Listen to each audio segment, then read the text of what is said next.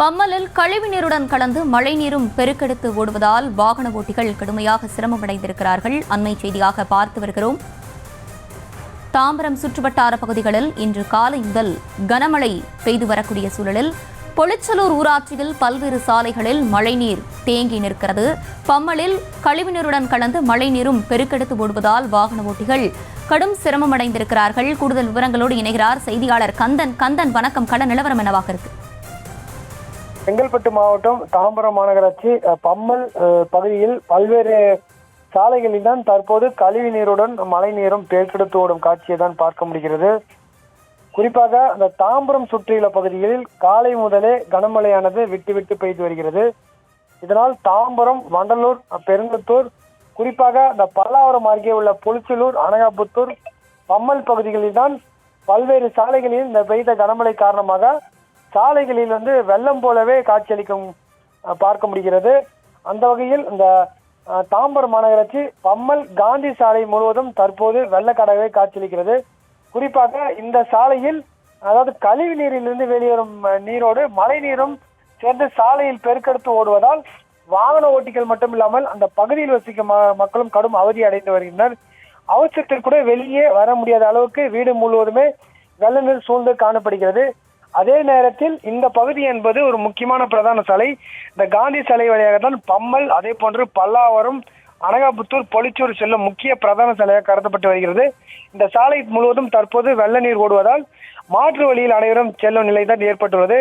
அதே நேரத்தில் இந்த பகுதியில் ஒரு சுகாதார மையம் நிலையம் அமைந்துள்ளது. இதனை சுற்றி தற்போது மழை நீர் சூழ்ந்து இருப்பதால் சுகாதார நிலையம் உள்ளேயும் வெளியும் யாரும் வர முடியாத சூழ்நிலை நிலவி வருகிறது.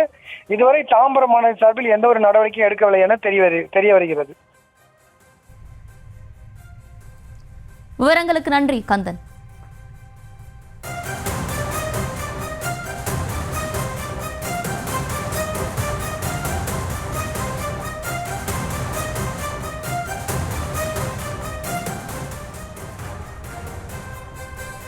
மேலும் ஒரு அண்மை செய்தியை பார்த்து வருகிறோம்.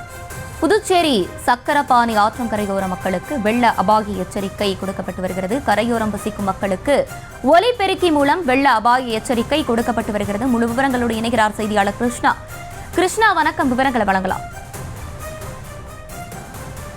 வங்கக்கடலில் ஏற்பட்டிருக்கக்கூடிய இந்த குறைந்த காற்றழுத்த தாழ்வு மண்டலமானது வலுப்பெற்றிருக்கக்கூடிய நிலையில தமிழகம் மற்றும் புதுச்சேரியில் கனமழையானது பெய்யும் என வானிலை ஆய்வு மையம் தெரிவித்திருக்கிறது.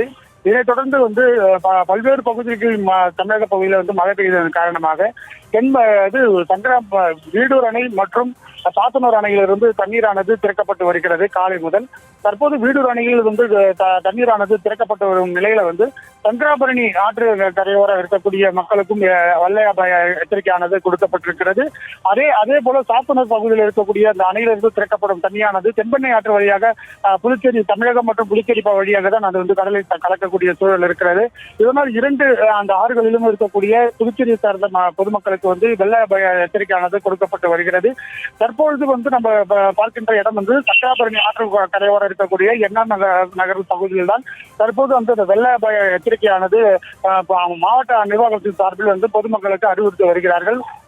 வெள்ளம் அபாயம் அதிகமாக இருக்கக்கூடிய பகுதிகளில், தாழ்வான இருக்கக்கூடிய பகுதிகளிலிருந்து பொதுமக்கள் உடனடியாக அப்புறம் வெளியேற வேண்டும் என்றும், தங்க வைக்கக்கூடிய இந்த அரசு தங்க வைக்கக்கூடிய முகாம்களில் பத்திரமாக தங்க வைக்க இருக்குமாறும் அவர்கள் எச்சரிக்கை விடுக்கப்பட்டு வருகிறது.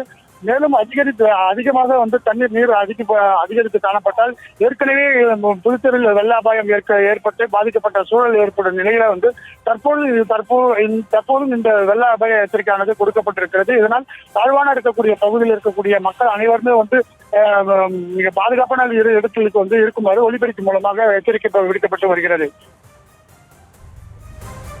விவரங்களுக்கு நன்றி கிருஷ்ணா.